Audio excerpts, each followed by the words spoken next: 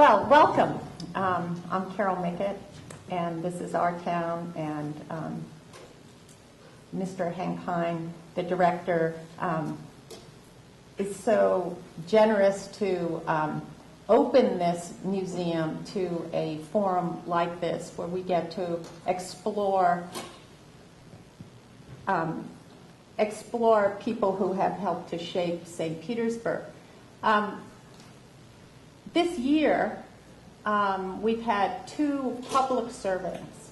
We've had our mayor, Rick Kreisman, and we've had former city council person Jeff Danner. And then we've had one private citizen, Beth Morian, and now we're having a second one. And one of the things I'm interested in this year is that play.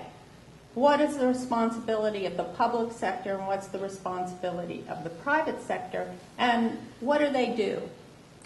And I've been having the pleasure of talking with Mr. James, and I've been thinking about how to describe him. And the thing I keep coming up with is an elder.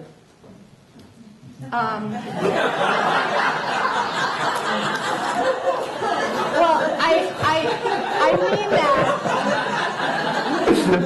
in a complimentary sense. I mean, it is the case that Mr. James isn't a young person. I mean, he's not 20. But an elder is somebody who has gained wisdom through experience and life. And it's in that sense that I think of him as an elder. And that to me became transparent once I've been talking with you. One, I think you'll discover, and many of you know Mr. James, is that he's really smart. I mean, really smart. And he's also thoughtful.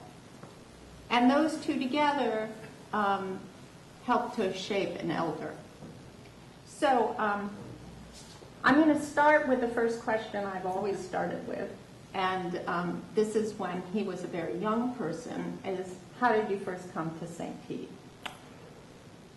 When my father left the Second World War, where he'd served in the Navy after he graduated from Harvard, he went to work for my mother's father, who was a patriarchal German in Ohio, who kind of gathered his family, and he had 4 kids, 3 daughters and a son, in a compound to live. And he was a building supply person, even though his education was as a lawyer, and he graduated from law school at 20. And he had a lumber yard, he had aggregate pits, he had stone quarries, he built roads, he built houses, he built all kinds of things to use all of this supply business that he started with. And my father and mother, my father had gone to Harvard, and he had met my mother, who went to Wellesley, who had the unique distinction of being one of 2 physics graduates from Wellesley College. And he was an English major, right? So he got out, and he actually, when he went to work for my grandfather, he built houses in Sandusky, where I was born, a suburb of Cleveland, for those of you that aren't familiar with the Cleveland area, and the home of Cedar Point that some of you may be aware of. But he didn't stay very long. He built homes there, and the 2 of them in their discussions decided, it really wasn't too much fun to live in a compound in a little town like Lima, Ohio, which was my grandfather's home. So my father's father had been an executive of Libby, McNeil and Libby in Chicago, a food distribution company and manufacturing company, and he'd had an early heart attack and retired to Florida. Some of us remember the days when the doctor's prime prescriptive was, go south, young man, go south if you've had a heart attack, and get well and rest. And so my grandfather came to Florida. So my father moved down here to Florida, and he knew how to build houses, so he became a home builder here in Florida. And he developed Pinellas Point, Bahama Shores, the north part of Lake Maggiore. He was a home builder, and later became involved in the securities business through a small investment with two brokers from Merrill Lynch who wanted to start their own firm, and he helped fund it with the grand sum of $10,000. And that's how he got involved in the securities business, and he went in partnership with them after he became more intrigued with that. So I actually got here at 3, and I was the only member of 4 kids that wasn't born here in St. Petersburg. So I actually feel like a child born in St. Petersburg, certainly raised almost all my life here. And that's how I got here. You don't make a lot of decisions at 3. So you went to school here, public school here, I did. high school. Yeah. And what do you most remember about what St. Petersburg was like when you grew up? What were the highlights and what were the things that weren't so great? Well, to give you some perspective, St. Petersburg at the time I moved here was the same size as Lima, Ohio. Had about 47,000 people. Quite different now. Lima is still 47,000 people. And St. Petersburg's grown a lot. But what I remember about St. Petersburg was it was a beautiful place. The weather was great. I enjoyed the outdoors. I especially liked the water. I became a fisherman very young, and I loved to fish. I played baseball, I played basketball, I played tennis. And and was this in high school? I actually became a tennis player when I was 12. And I followed my then first girlfriend to a group lesson.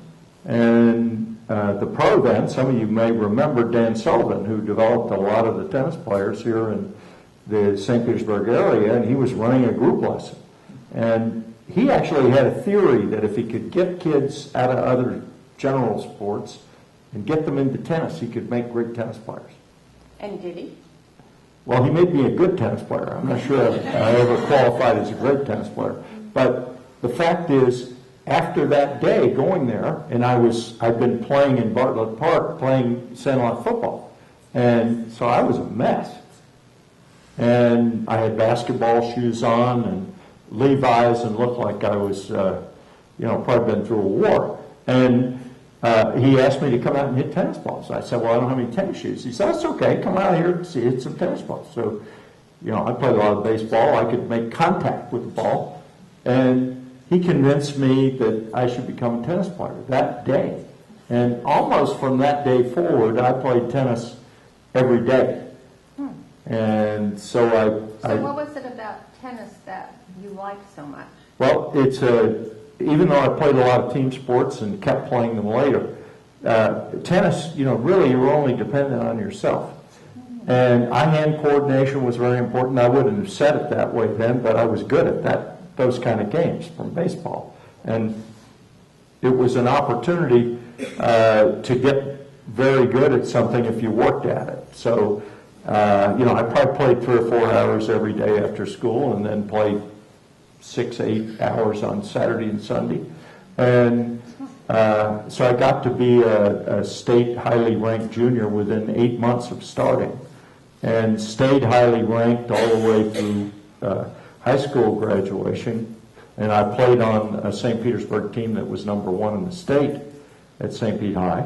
And I went away to Harvard and played tennis and squash at Harvard. So is that, you think, a metaphor for your life? That this sport where if you work hard, you can excel individually? Well, I certainly share a great respect for hard work. I always thought I was pretty smart, but my greatest strength was I was really determined.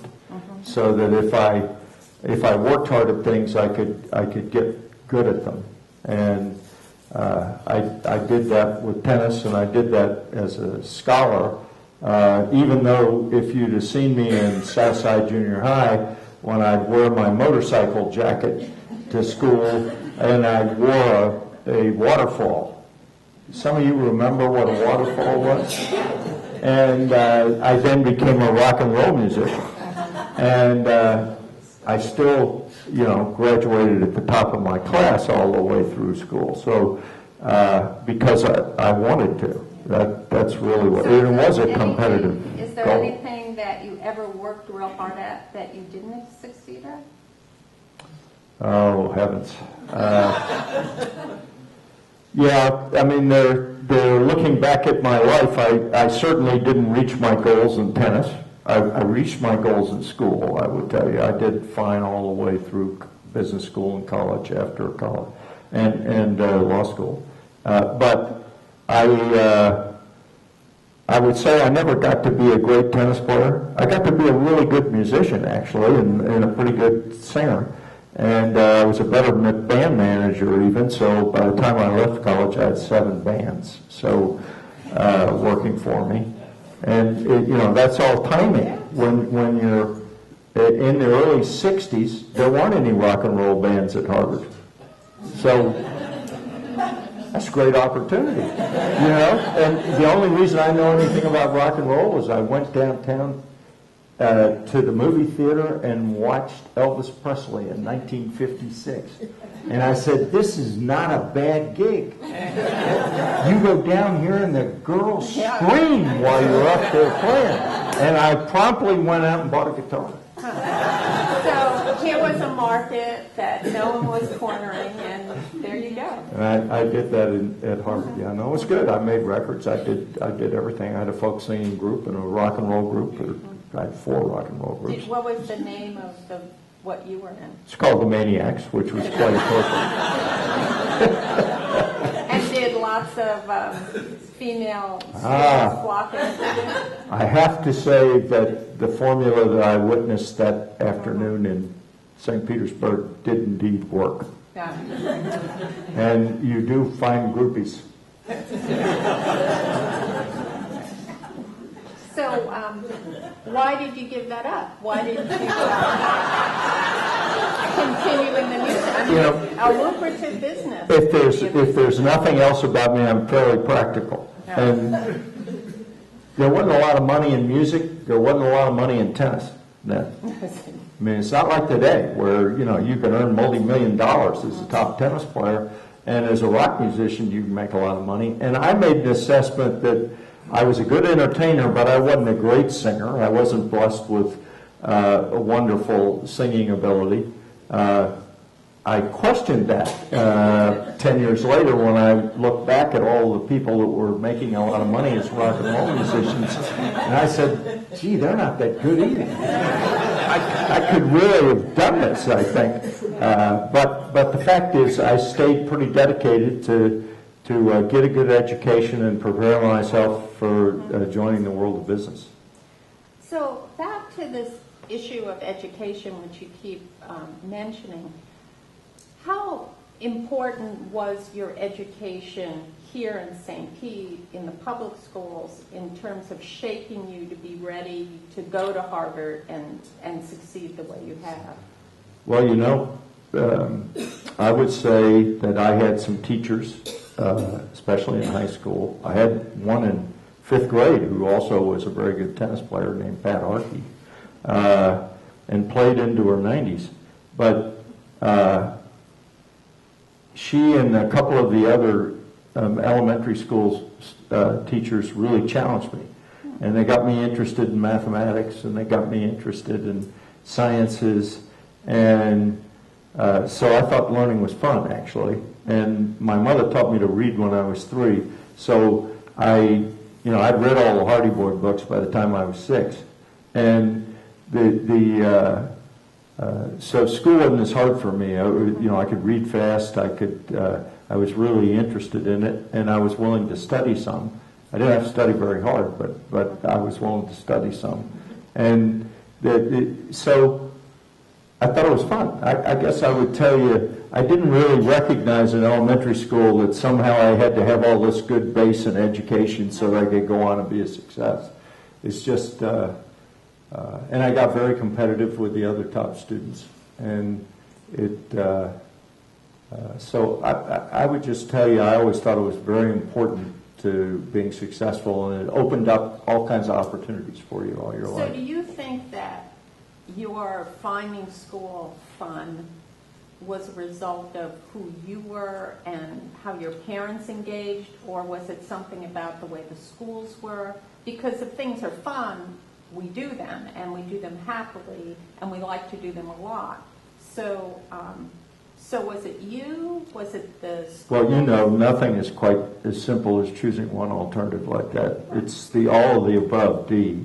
That, the all of the above. You know, yeah. I mean, all of that stuff. My parents were obviously well educated. They were smart. My mother was a classical pianist and a very good golfer. And my father worked hard and was a successful business person. So I saw the hours that you worked to be successful. He worked almost every weekend. So so you were very fortunate. Yeah, I was fortunate, and I had good genes, and you know, maybe I could choose my parents. I don't know, but whatever, it worked out fine, and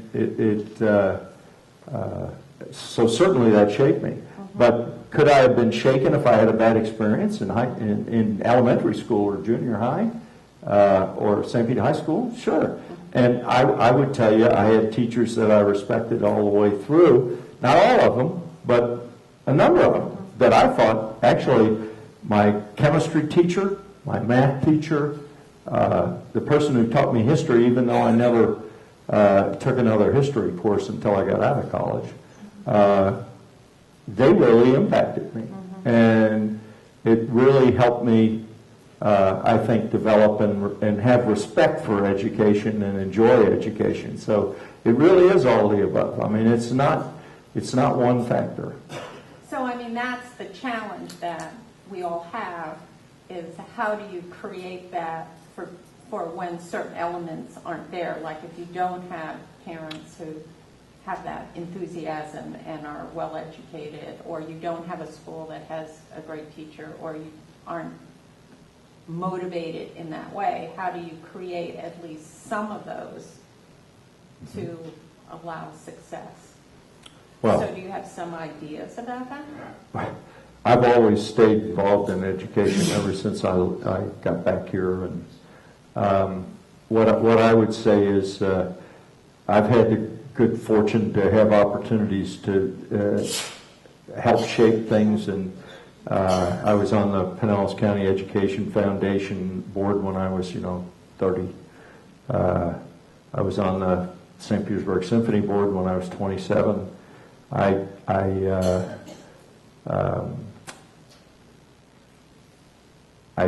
became the head of the Florida Council on Economic Education, and I stayed involved in all kinds of alumni activities at Harvard. And as a result of that, I was always interested in education, and I'm especially interested in helping people who don't have the means to get a good education. I don't just mean economic means. I mean, the stable family life that I benefited from. So, I've been very engaged in the Chichi Rodriguez Foundation and helped redo the tennis courts at Bardlow Park. What that is? The Chichi Rodriguez Foundation? Because there's some people It's a partnership between the school board in Pinellas County. It's on McMullen Booth Road, and it has a golf course, but it also has a school that teaches kids from 4th to 8th grade who are falling behind in school and actually somewhat become inhibitions to being able to teach those that aren't similarly challenged. And they designate those students, and we take them to our school, and they supply the teachers. We built the buildings and built the facilities there to support the school. And we have about 100 and a few odd students there from 4th to 8th grade. And our goal is by the time we get to 8th grade to get them ready to re-enter school. And I can tell you that the class that just graduated from high school here, we in those days we only had 30 students, not 100 and some, and we've expanded the school over time. But 8 out of those 9 kids graduated from high school, and several of them are going to college, and other ones are going to have trade capability. What did you do there that allowed that to happen? Well, we made that joint venture. My father and Chichi Rodriguez had established that school originally, and it had kind of gone downhill. Could you say who Chichi Rodriguez is? He's an ex-professional golfer. The mid-'70s, that happened to be a caddy at his club in Puerto Rico, where he came from very poor, humble beginnings, and became very invested in the idea that he wanted to help kids achieve the way he achieved. And so my father and he were kind of natural in doing that. And Chichi had a lot of friends with a lot of money, and they raised a lot of money to build that school originally.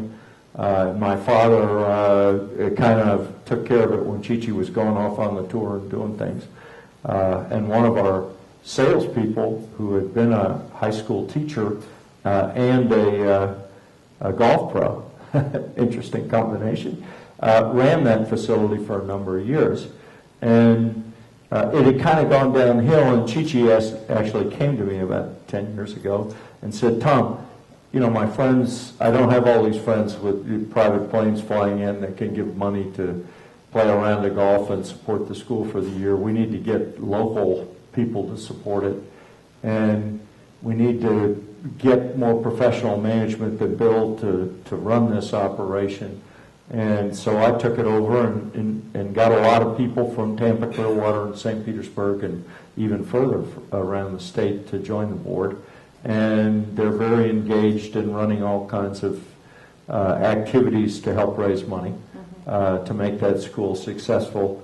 And we're very proud of the fact we take these kids that come from usually single-family homes that don't have much support, and prepare them to go back to school. So Tom's out here. Frank Chivas is on the board of that operation, and has been a very generous leader in terms of getting things done on the campus. He can build about anything. Is he here? He's not here. Frank's not here. But it's Tom Pritchard's partner. Oh. Tom Pritchard here in the second row. And he's an amazing guy, I would tell you. We convinced the city of Clearwater that this was a benefit to have us run this course, because usually cities lose money on their local courses, and we basically have a retired population that plays at this club. And I would tell you, it's a great golf course. It's in real good shape for a public course. And we took over the driving range across the street. We put in a paintball facility there, and jungle gyms and all kinds of other activities so that we could keep people occupied after school.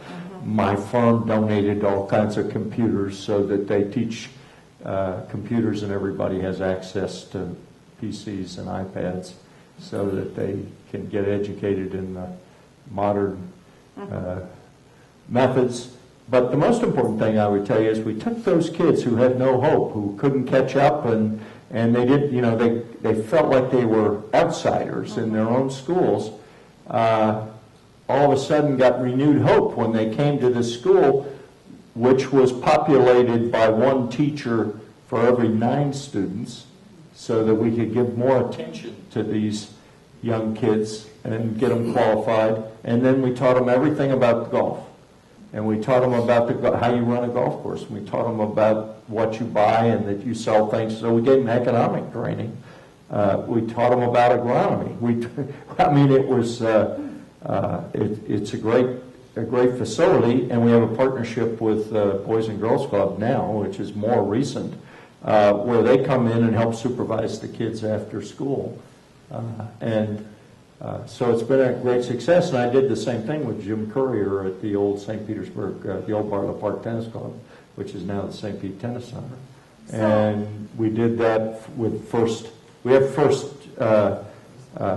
tee at the school for the summer up in at McMullen Booth, and we had First Serve here, which teaches values and ethics, and we taught all the surrounding kids and got them off the streets so that they could learn how to play tennis, and hopefully learn some values that we could train them. And so, I think that's an important part of life. So this is what's interesting, is that here's a private citizen, a member of our town, with a bunch of other members of our town, who get together with their time, their smarts, their money, their energy, and shape these things for other people. Not for themselves, not for their family. And some people could say, oh, that's very nice. Right, we're doing good, we're being responsible, we're giving back. So we've talked about this before. So my question is, why do that? I mean, why really make that effort to do the sorts of things that Tom has described? Why should we all, as Tom would like us all to participate in this way, why should we? So, Mr. James, could you provide me with this justification? Well, the first time I got posed with that question in a little bit different form was in business school, when we had a case that presented the traditional business logic that your sole responsibility as a corporation was to your shareholders, and you needed to work to maximize returns for your shareholders all the time. And the other side of the coin was, there are all kinds of other things that the corporation can do. It's an entity, it's a group of people, essentially a family of people, is the way I like to refer to it at our firm, that they're not so narrow as to not have any interest outside of just working all day. And to feel good about themselves, to really express themselves and do the things in life that will make them feel fulfilled, that we need to do more. So we need to become a part of our community. And the way we did that when we started at Raymond James was we couldn't even afford to give enough money to make a whole lot of difference to a lot of charities when we started. We started with $20,000. So in 1962. And I was on the board then, by the way, while I was still in college, which my father found was a violation of Florida law because I wasn't 21 yet. So he fired me for 6 months until I got to be 21 and brought me back. This was part of his grand design that I only figured out later to get me back to the company. But the fact was that we wanted to participate. And so we set up a profit-sharing plan for our employees so they could participate in the success of the firm right off. We also joined the United Way. And our rationale was practical and value-driven. It was value-driven in the sense we could give back to the community even though we didn't have a lot of money ourselves, and we could get employees to contribute. And we started a tradition, which we still follow, of matching the contributions of our employees to the United Way. And that way, the practical answer was, I didn't have time to meet with all these charities who wanted money. I had to work all the time. And so this way, the United Way decided who were the 45 agencies that ought to receive money. And we could help more than one or two charities. We could participate in helping a lot of charities. Now, unfortunately, it got more complicated over time, like life always does. And pretty soon we were making enough money that we give a percentage of profits to charitable activities. And so now we have about 400 charities as recipients of our gifts above and beyond our matching program for the United Way. And the prime test is whether we have an individual involved in the charity, on the board, working on fundraising events, doing things like that. And if they want to do that and they have a fundraiser, we will donate money to that. And we do that in all 50 states of the United States now. And because we have employees in all those places. And that's been very successful, and I tell you, we have grown a tradition of involvement. So when Habitat comes up, we don't have any difficulty getting 100 of our employees to volunteer and go to the house. And we certainly don't have any problem donating money to buy materials and do things like that. But we do that for every hospital, every major charity in the Tampa Bay area, and it seems like I attended dinner every night for one charity or another. And you know, everybody's got auctions now. See, so you go buy something in the auction. So not only does the firm pay to get a table, but I get there and I have to contribute money personally to buy items in the auction. And then I never have time to use any of this stuff. Well, then you can contribute them to other auctions. I've done that. I have done that. But what I would tell you is that engendered the interest in our employees to really get involved in the community and do all these activities. We adopt schools here, Meadow Lawn Elementary. We were the first, you know, when Rick Baker was mayor, he had this program to get corporations. Well, he borrowed that from the Florida Council of 100 program, which we initiated in the Tampa Bay area with Meadow Lawn Elementary. And we took it from a C to an A school. And this is a highly mobile school with a difficult economic environment and social environment.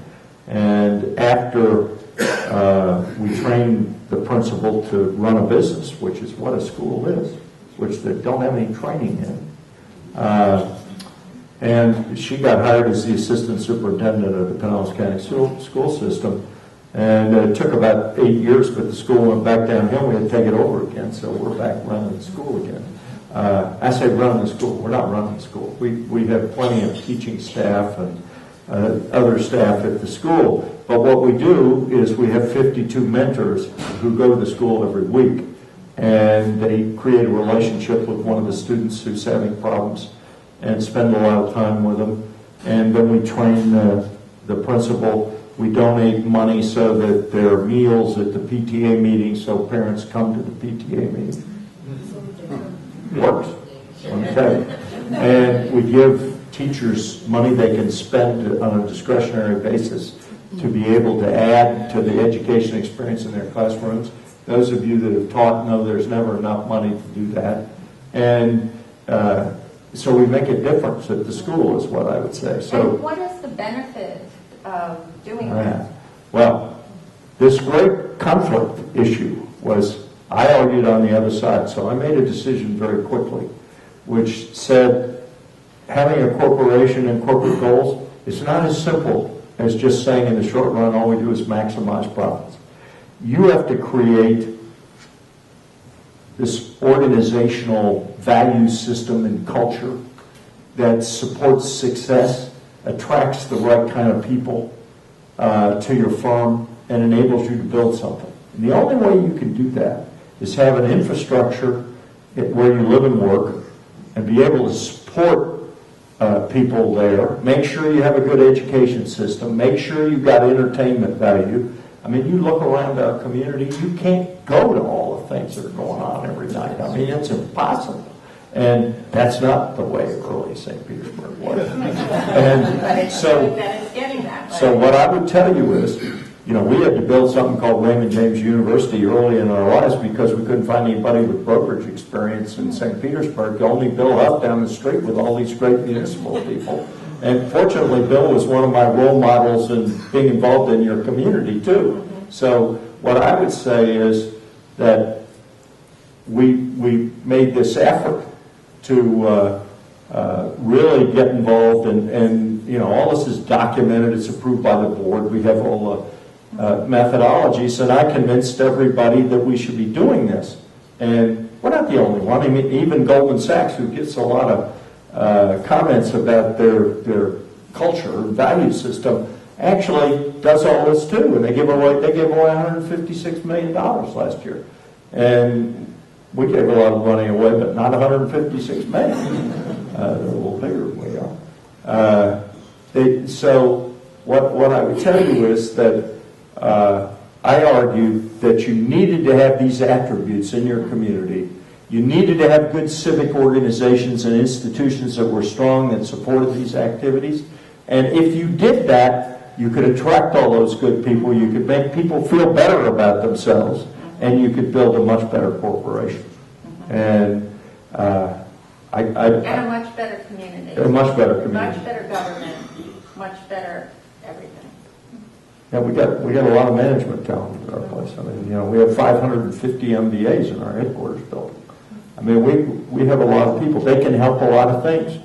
So if Hank's having a problem, an IT problem, we can send down one of our people from IT. I only have 1,290 of those. I can send one of those down here to help Hank. Organize something, the point of sale, analyze things for them so that you can make the right decisions. And we do that all over the place. I mean, it's just part of the culture now. And that's what's so important, what you've just said, is that in order to keep making our town better and better, to support the talent we have here, to bring in more talent, we have to create great education, we have to create wonderful arts, we have to create jobs, we have to create good infrastructure, public transportation. We have to have all of these things to get the people we need to really flourish in the 21st century. So today, I don't have to train them all in-house. I hire about half the people from the major financial centers in the United States. I still train a lot of people because I've always hired from the best schools all over the country.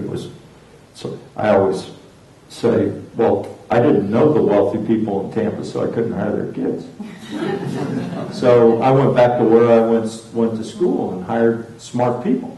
And lo and behold, you find out smart people, if you let them loose, they make things happen. And the reason we've been successful and been here and chosen never to sell and remained independent, unlike many of the institutions in financial services industry in this area, is that we thought it was the right decision. It was a practical thing. And, I can hold my head up and say I made the right decision every time I turned down that offer from the next potential buyer, because we compounded the company at 18% a year, which means that from 1962 when we started, or 1983 when we went public, that we have taken the company and grown it compounded at 18%, and we've gone from that $20,000 initial investment to a net worth of $3.9 billion and revenues of $5 billion. So I couldn't have done that without the culture. I don't want any congratulations. I got plenty of congratulations. I'm self-satisfied. Now all my friends call me and say, "Can you hire my child for an intern job this summer?"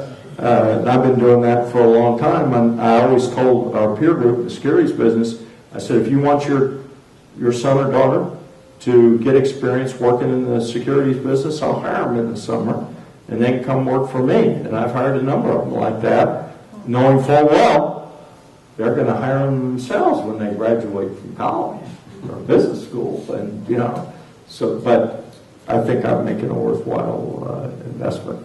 So I would be remiss, given that we're in the Dalí Museum, if I didn't ask you why you think the arts are so important to a community.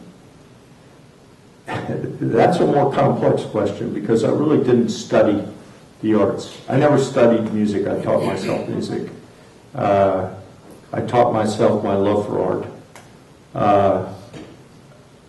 But I always enjoyed the music. Like, my mother played classical piano, so I'd listen to that and I'd walk around humming Beethoven's Fifth. It's easy to hum, so don't understand. But the fact is, I I had a neighbor in Driftwood where in my later years, I grew up in Driftwood, Little Bayou. And the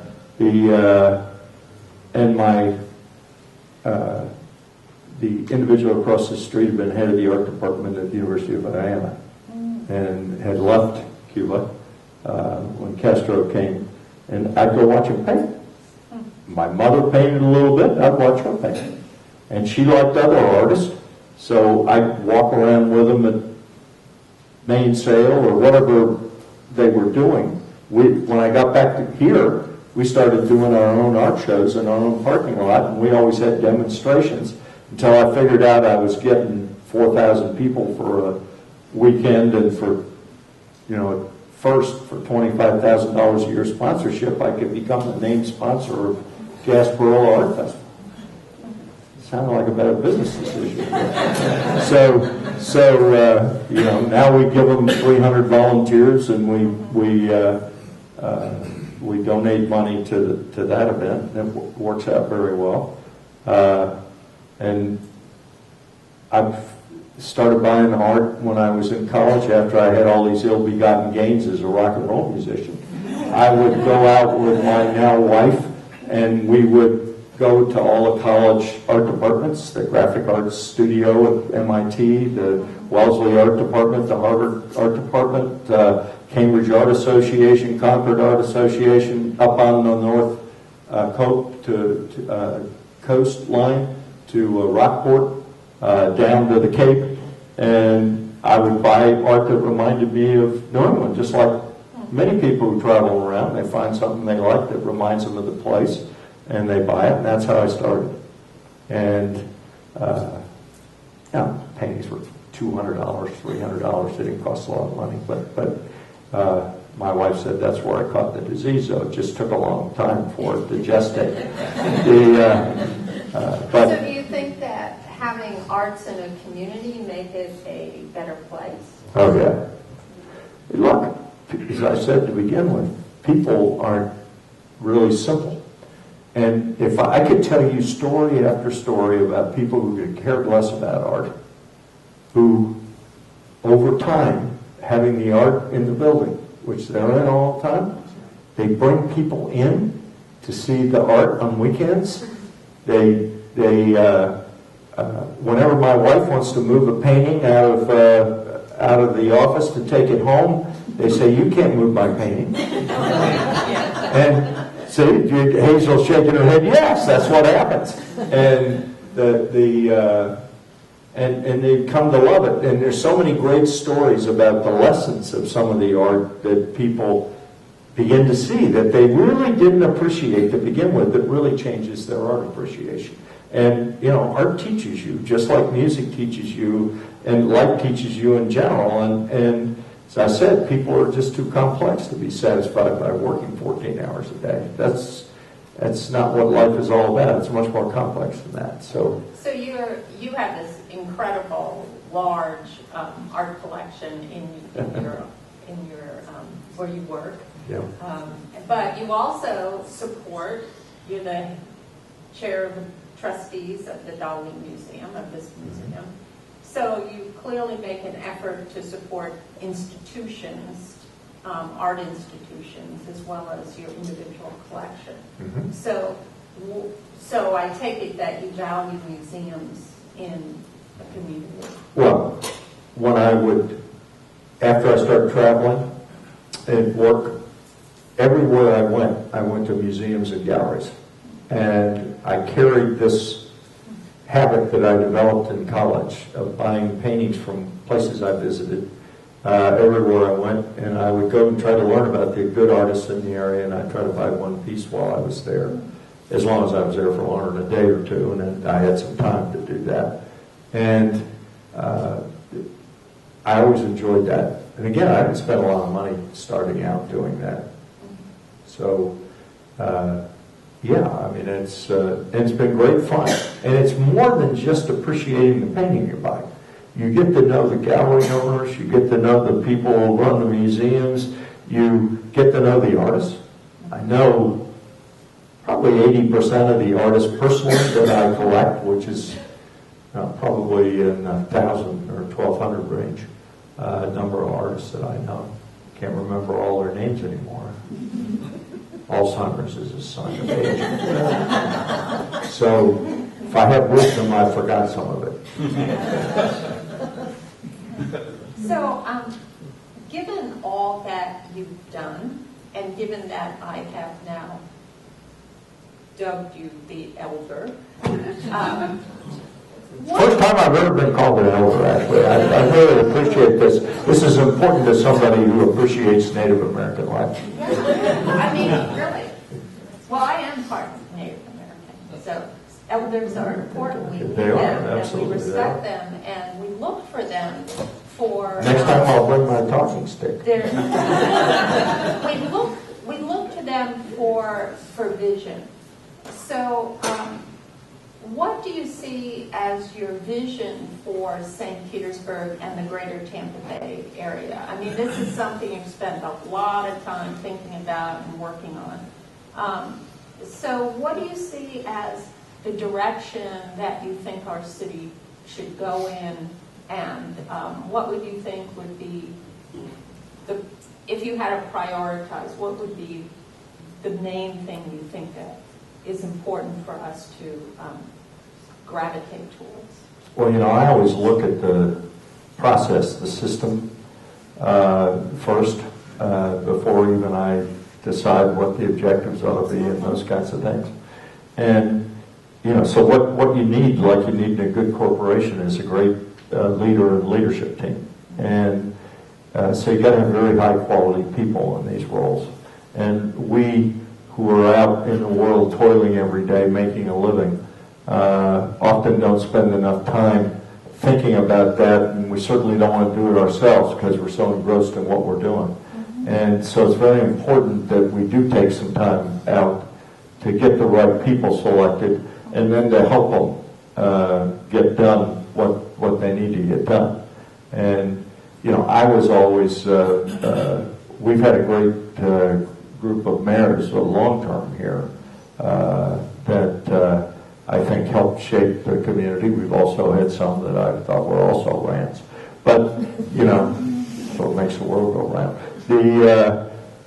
But some of those early, we had Bob Ulrich on the board of the museum here, and he certainly was a good mayor. I worked very closely with Rick Baker when he was mayor here, and he was an activist. He got a lot done, and you and I discussed that a little bit. And that's part of the kind of people you need to transform cities. You need people who have vision for what they want the city to become, and then they actually go do things to make it happen. And sure, I'm fortunate so I can give money to things. Bill Huff has been fortunate so he can give money to things, and so we could create some of the cultural activities and support those and help them work because orchestras don't do too well on their own. So neither do opera companies. So, the Dalí Museum does it a little better. But what I would say is that you need to get involved in those things and spend some of your time doing them, and it's actually quite fulfilling to do those things. And I always say it's more fun to give money away when you're alive than when you're dead. So, if you're fortunate enough to accumulate anything, you ought to give some of it away when people say thank you. Sometimes they don't still, but at least it's more fun to do that. So because you get invited to dinner.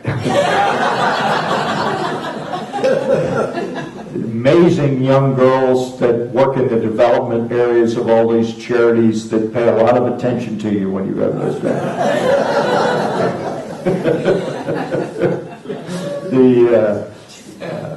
Part of the process. But I just think all that's important. I think sports are important, and I happen to be one of the school that likes the Tropicana just fine, but I want to keep baseball in Tampa Bay area if we can support it.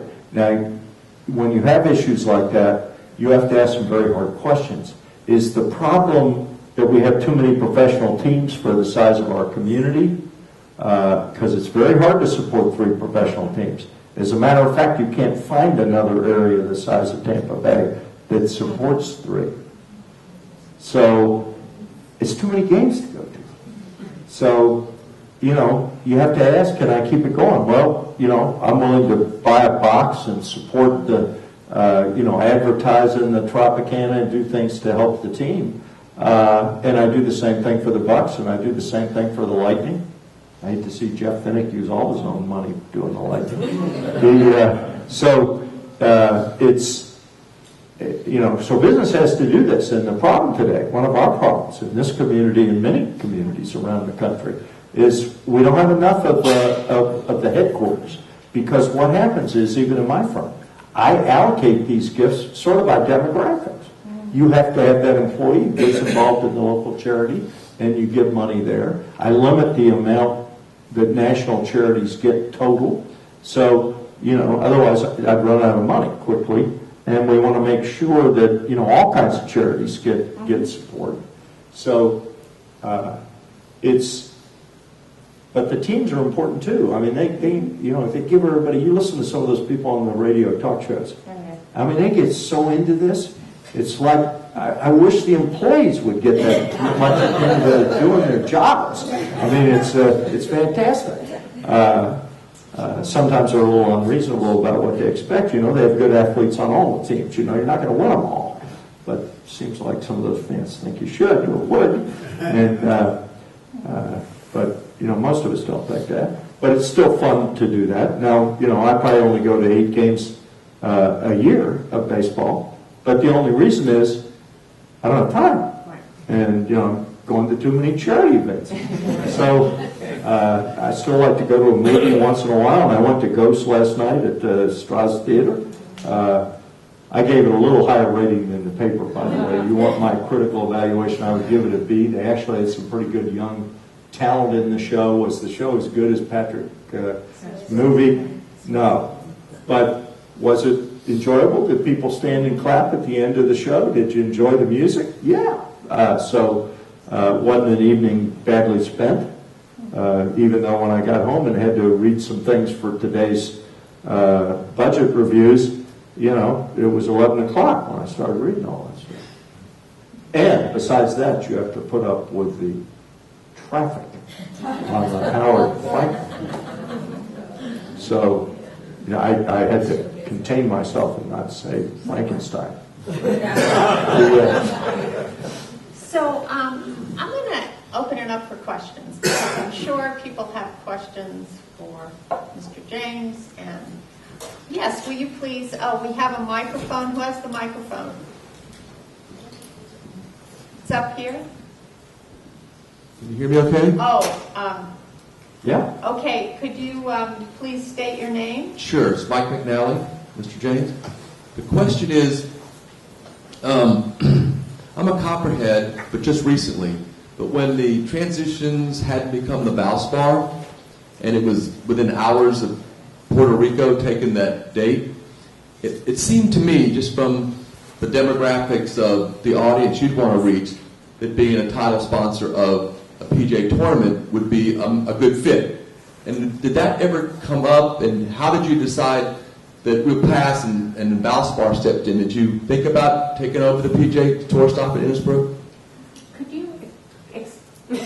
Yeah, what he just said is, you know, we've had a golf tournament for a long time in Innisbrook, and the golf tournament has had difficulties securing a more permanent type sponsor, and work with our volunteers who work in his organization to support the tournament, and we are one of those that provides money to the tournament, and we entertain clients there, and we're involved with it. So did your compatriots in the group know enough to approach us and ask if we would put money into the tournament and sponsor it? Yes, numerous times. And it seemed like a good demographic marketing fit, marriage? Well, you are bound by practical costs of marketing and branding, okay? And what I would tell you is, when we did the stadium, we actually had a specific purpose. we were merging all of our individual broker-dealers into one named Raymond James, and we wanted to have an umbrella branding icon, so to speak, and we did that by naming the stadium. And we negotiated an outstanding deal to do that. And there were many firms actually involved in that, but they didn't bid what we bid. So we got that. And by having that as a major cost of our general branding and marketing effort, which has repercussions outside our area, we did that. We do the French Open in the United States on NBC. So we had tennis involved in what we were doing, but we did look at the tournament. We did make a bid, and they got a better offer from Valspar. So was it not going to happen? That would have had to be a decision of the PGA. I can't really tell you whether they would have taken our offer. It was a lot better offer than they had for the prior year when they only had a presenting sponsor, and it had a escalation provision like we do at the stadium that increases our payment every year. So I would tell you, we tried to help with that. We sponsored the seniors tournament at Outback. We sponsored this tournament, and we do national advertising on other tournaments already. Golf audiences are good audiences for our type of clients, and so it's something that we certainly look very hard at and spend a lot of time with those in your group, like Larry Morgan, trying to determine what we could do, and I think we made a good offer, and they may have taken it if Valspar hadn't shown up. Thank you. There's a question up here, please.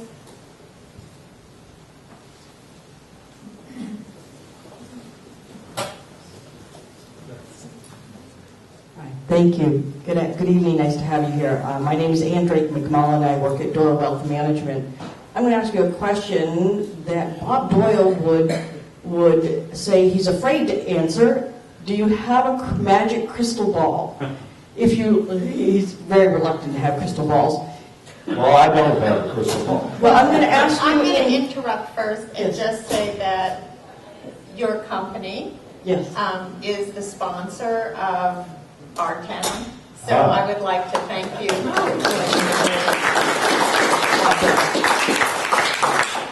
So when you moved here at age 3, St. Petersburg looked very different than it does today. Could you suggest what were the transformative issues or infrastructure that were responsible for today, what we see today? And can you use that and create that crystal ball? What will we see in 50 years or 100 years? What will be the issues and the infrastructure that will transform us for the next 100 years? Well, what I would tell you clearly, the advantage that we had were the obvious ones that made Florida a great center of tourism. And so we had great weather.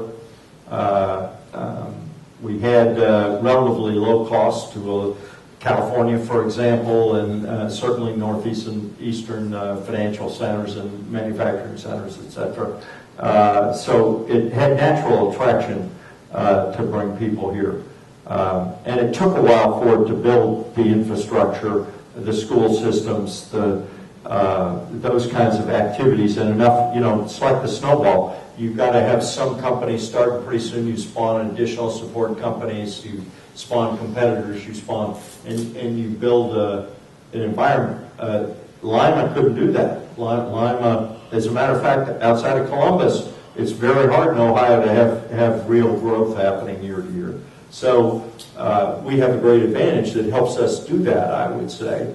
And it creates its own set of problems, like the Howard Frankenstein. But the fact is that we need to work on those problems. So when we talk about things like Greenlight, it's true that none of us want to pay more in taxes. But you carry that to its logical extreme. You don't have any central administrative bodies at all that are helping do any of these things that need to get done to build infrastructure. And what I would say is the tax really is not 1 cent net on dollar sales because they're eliminating some other taxes. But somewhere we've got to start and build a public transportation system that not only works better in our own community. I guess low-income people that have the talent to work at our firm have difficulty if they can't afford cars to get to our office buildings at Carolina. And if we had a better bus system with more routes, and then when you think about Tampa, if we had a way to get to the airport, we had a way to get to downtown Tampa, we could limit some of the traffic stops we have. But that doesn't mean it's without risk, because we got to do the same thing in Tampa, and we've got to then do it on a statewide basis. And we know there's a lot of talk now about Miami to Orlando and Orlando to Jacksonville. Well, let me tell you something. If we don't prepare the Tampa Bay area, it's not going to be part of that. And for me, that would be a real mistake. Because every time we try to build the road system, it seems to me we've been building 275 and I-4 for forever. And even Alberton Road forever. And I mean, you know, it's hard to keep up with all this. And so I think sometimes you got to take a risk and you got to go do things like that. And, you know, when our team from the Dalí went to the TDC to argue that they should give us some money to support this, unfortunately, we also don't have the board of directors of MoMA and the Met. So we couldn't raise the money around the table. So we were going to stretch our group and their friends and the local business leaders with private donations, so we needed some extra money. And we convinced the TDC that investing in the Dalí... Can you say what the TDC is? Yeah, the Tourist Development Commission, I think is the name, which gets the benefit of room taxes. And the fact is, you know, if you ran the numbers, if they donated money, which they did, to this development, they could get their money back in increased room taxes in 2 years. That's a better expenditure than running ads on television to come to the beaches. Because those people at the beaches, a lot of them come to see the Dalí Museum. We are a great endpoint for foreign tourists. And if you don't believe that, see what happens when it rains. Do not come down here to go to the Dalí in the rain. Because everybody who's at the beach, to go to the beach, has got to go somewhere else. So they're coming down to the Dalí. They're going to downtown St. Petersburg. They're not going to, you know, stay in their room all day. And so you can't get in on those kind of days. And those are our biggest attendance. May not seem immediately obvious that might be the result, but it's true. So all of our team, you know, Bill, Bob, the mayor helped us. Bill helped us with that. If Rick had been mayor, or our current mayor would have been mayor, they would have helped us too. They're good people. And our board worked very hard with those people. We convinced them to give the money, and they made a good decision. And that's not real easy because they've got a lot of demands. And the people who created the TDC were the motels that wanted to have all the money spent on advertising, so they didn't have to do it. Oh, self-interest. It's not necessarily a bad thing. It's a good thing. As long as you know what's happening. And so all I would say is we have that great opportunity here. We've got a lot of good businesses now in the Tampa Bay area. And how do we do that? You know, at first the cities did it. But you know how the cities and counties did it? They had their own departments. They didn't talk to each other, and they competed for every prospect. Now, let me tell you, if you're a company from New York that wants to move to Tampa Bay, you want to have it made easy for you. You want to come down here. You want to get shown all of the potential locations, all of the benefits, all the disadvantages, and you want to have a pretty good neutral presentation of that. And that was the birth of the Tampa Bay Partnership. A group of us who are regional business leaders in the community formed this group that might have been Pinellas oriented or Hillsborough oriented or Pasco oriented, and we put it all together and we said, stop arguing, work together and solve problems, and we'll get more businesses in our area, and it helps everybody, even when a good business comes to Pasco County. So that's what we did, okay? And I don't know if you remember, but we used to have a never-ending war between Hillsborough, Pasco, and Pinellas over water. They were argued about the rates. Those areas spent $12 million in legal fees fighting with each other. So the business leaders got on the phone, they called, and they said, look, this is nuts. Who cares whether we spend an extra quarter or a quarter of a cent or a half a cent a gallon? It really doesn't make any difference. What we got to do is we got to cooperate to make sure we have the supply of water that we need to grow this community and serve the needs of its populace. And this is ridiculous. So I want to assure you, we're going to spend a lot of money making sure you don't get elected next time if you don't solve the problem. That's known as leverage. So, you know, we solved the problem. And the water district, sure, they have debates once in a while, but let me tell you, it's a lot better now, and the cooperation is good. And we actually have to do it on a statewide basis, right?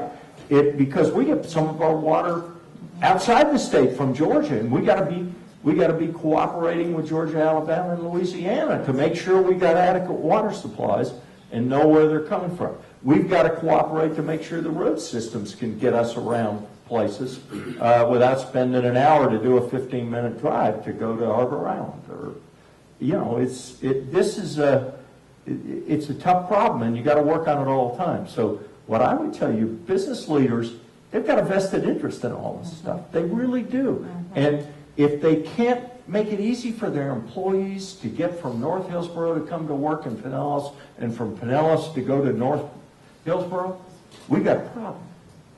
We don't have free mobility of our workforce being able to get around and go places to work. And if we don't have good school systems here that can train people in the skills we need for this community, I remember when we didn't have any nurses and we were bringing them in from the Philippines, right? And we didn't have them. So what did Carl Cutler do? Created a nursing school almost overnight and started addressing the problem. So and if we don't have people that are doing things like that, we're just not going to get things done here. So the process, the people, they're far more important than whatever that issue is 50 years from now. Because if you have people like that that are always engaged in your communities, they're going to find a way to solve the problems, and they're going to get it done. Sometimes it'll be painful. And, you know, a lot of us have to start worrying about global warming now, right? I mean, it's not a pretty picture that you can envision in 100 years if we don't do something about global warming. So, you know, and you don't see a whole lot getting done. You see books getting written and people talking in college, but you don't see action steps, and we need to see action steps now. So that's the next part. So look, people who are smart in business are smart at dealing with these kinds of problems. They know how to manage problems. They know how to solve issues and make things happen. So they need to use those skills to help the civic leaders who work on their problems. They don't have all those resources that the businesses in the community have. So very important. Who else has a question? Yes, in the back. You see? I'm finding this, I'm finally getting my answer about this relationship between the private and the public. You figured that out, huh? Yeah, this is revealing. See, I'm Okay, this is our last question. I'm Lothar Juhl. Mr. James, have you already considered the name for your future art museum? I've considered a lot of names for my future art museum. And you know, I'm committed. It's actually in my trust that if I'm not here, it still gets built to create another museum in the greater St. Petersburg area, hopefully downtown, right in the center, where I'll take a good portion of my collection, the best works of art in wildlife and Western art. So it'll be a wildlife and Western art museum. Probably have those words in the title. But and then what have we got? I mean, if we can attract a lot of people here to see the Dalí, and we can attract, and people know who like art, know they can come here, whether it's seeing a lot of art at different museums, or whether it's going to Duncan McClellan's and seeing glass being blown and made into beautiful glass art. It really, And the Fine Arts Museum. oh yeah, it's one after another. That's what I mean. It's the Fine Arts Museum, it's the Shuli, it's all kinds of activities. We got the new Crafts Museum that they're talking about. I've met with the person that is doing that. If we can do that, we're going to have a host of new tourists coming here. We're going to have new hotels downtown to be able to handle the traffic. And we'll have great success here. And who would have ever guessed 25 years ago when they shut down those green benches at 6 o'clock that we'd have people all over downtown at night? On the weekends, you can hardly get around. There's so many people here, and have a lot of great restaurants to go visit, to enjoy, and try. If I just didn't have another charitable event. I took a night off last night, and I actually went to the grill and had a great meal. So our restaurant owners that provide the food and beverages here for the Dalí, I tried to give a little back by going and visiting their restaurant. We had a great dinner. How did I get that dinner? I bought it as a charitable auction for all children's.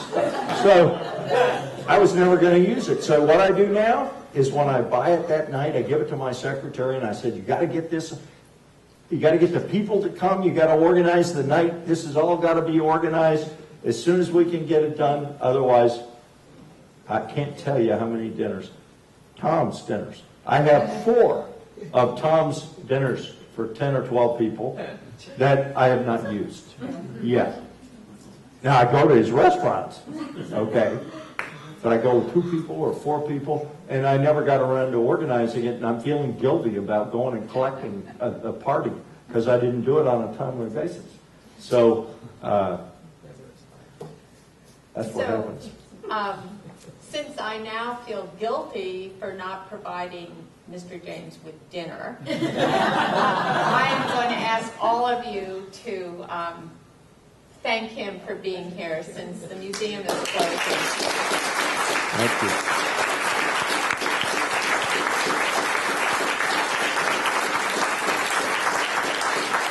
I want to thank you for coming, and I know a lot of you already, and I know that you participate in activities, but for heaven's sakes, do it more. I mean, it's so important what you can contribute. And, you know, there are no people that I admire more than the people that I've had the great fortune to work with in this community who, well, I sort of admire Michael Bloomberg, too. He's given a few dollars to Johns Hopkins and to Harvard Business School, and, you know, he was a classmate of mine. And he's a very good manager and did a good job managing the city of New York. And he was a Democrat who ran as a Republican. So parties don't make any difference. This is about solving problems, doing the right thing for people. So I would tell you, all of you should make sure you spend some time doing that to the best of your ability. And that makes life a lot more worthwhile. Thanks for coming. I appreciate it.